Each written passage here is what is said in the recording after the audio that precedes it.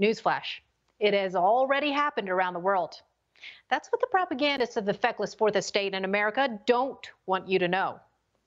They also don't want you to remember that there was a time not so long ago when it served the left-wing media's ideological agenda to expose the grave security risks of automated voting machines. Just 2 short years ago, the liberal social media outfit Now This sounded the alarm over vulnerable voting machines with a video showing that, quote, a hacker only needs 1 minute to change election results in 24 states. Twitter didn't censor that or label it. Now they just pretend it doesn't exist.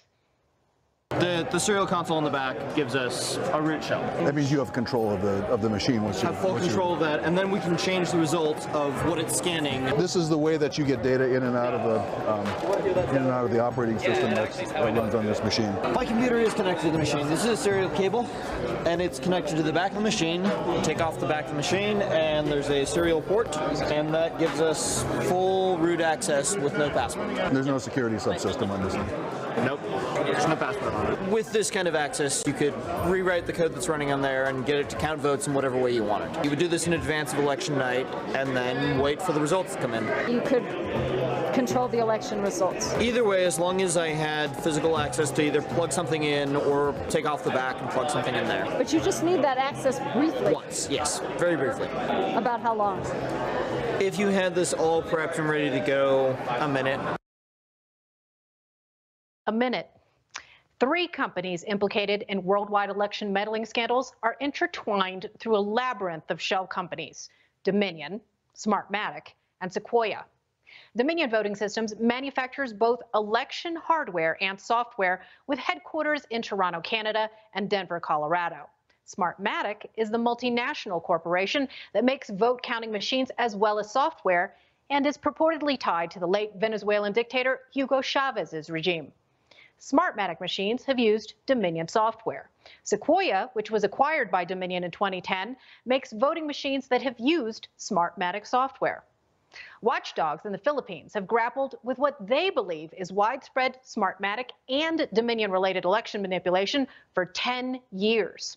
Attorney and former Filipino Congressman Glenn Chong scoured audit logs to uncover how Smartmatic machines had somehow preloaded and transmitted thousands of votes before polls even opened. Michelle, the term preloaded is exactly the same term I'm using here in Manila. Preloaded votes. Preloaded ballots. Again, I point this out to our audience. Look at these pieces of documents. They are signed. We have 70,000 voters. About exactly 4,114 ballots were already scanned by 145 voting machines days before the elections. That's over around 6 or 7%. Chong notes similarities in how he says his race and others in the Philippines were rigged with what happened here in America. I've said that my case in my district in Biliran, Philippines, is exactly the same case as in the case of President Trump. He was ahead on the night of the election, and then his lead was wiped out all throughout the day, the next day. That's the same thing with me. I was overtaken at 5:56 in the morning the following day, the day following the elections. In the case of Senator Ferdinand Marcos Jr., he was ahead on the night of the elections. He was ahead by 943,045 votes. That was his lead. Within a few hours, by 3 o'clock in the morning, 3:26, if I remember it right, 3:26 in the morning, all the 943,045 votes lead of Senator Ferdinand Marcos Jr. was wiped. That's right, wiped out. Chong also exposed automatic vote padding and shaving manipulation by Smartmatic machines, plus what he says is missing and out-of-sequence ballot images. He confronted Smartmatic officials with reams of logs outlining this fraud. Other politicians in the Philippines turned up the heat.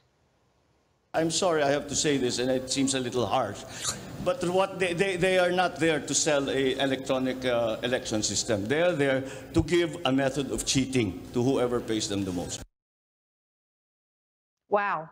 Instead of providing answers, several Smartmatic officials left the country, including a veteran Smartmatic official named Hyder Garcia.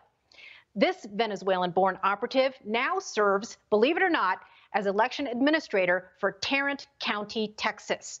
That's a county which turned blue for the first time since 1964 after the introduction of new electronic voting machines. Well, evading scrutiny seems to be part of the vote hacking playbook. Last week, Dominion officials bailed out of a state legislative hearing in battleground Pennsylvania.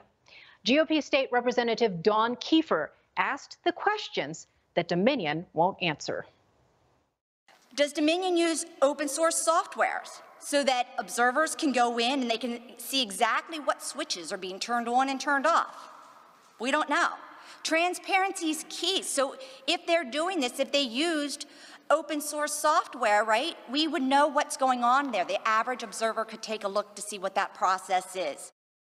Who has control over our elections? Who has dominion over our votes? Is it we the people, or is it the electronic voting oligarchs? Without full election transparency, there can be no election peace.